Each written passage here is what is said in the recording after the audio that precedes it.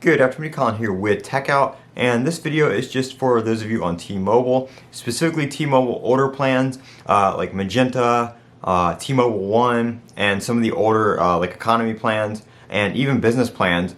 T-Mobile will be upping your plan and possibly your rate if you do not call them to opt out.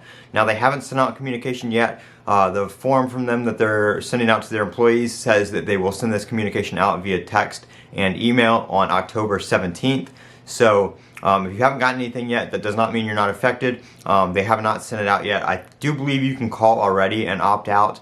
And I would recommend doing that before October 17th, because when everybody starts getting those emails and texts on October 17th, the lines to call are going to be outrageous, the wait times are going to be outrageous, and it's going to take you a lot longer if you do wish to opt out. Now, if you do not opt out, they will be transferring your old plan to a compatible or comparable newer plan. So if you're on something like Magenta, they'll be transferring you over to Go 5G. If you're on T-Mobile One, that also goes over to Go 5G. If you're on Magenta 55 Plus, that'll be Go 5G 55 Plus, and so on and so forth. So they're going to be transferring the older plans over to the newer comparable plans of the newer, what they're currently selling and at the current price. So you do not keep your old price if you do not call and opt out.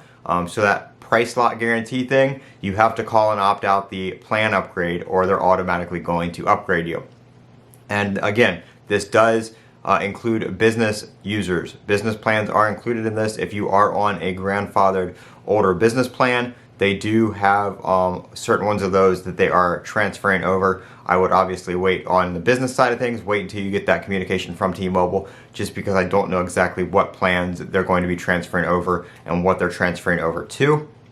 But they are trying to push users over to the new Go 5G and Go 5G Plus lines with that higher price tag. They are trying to switch you over, and they're trying to make it a little bit difficult on you to, you have to call to opt out. You can't do like a text. You can't do a, just click on a button on your account when you log in. Nothing like that. You have to call care and opt out, which is kind of slimy.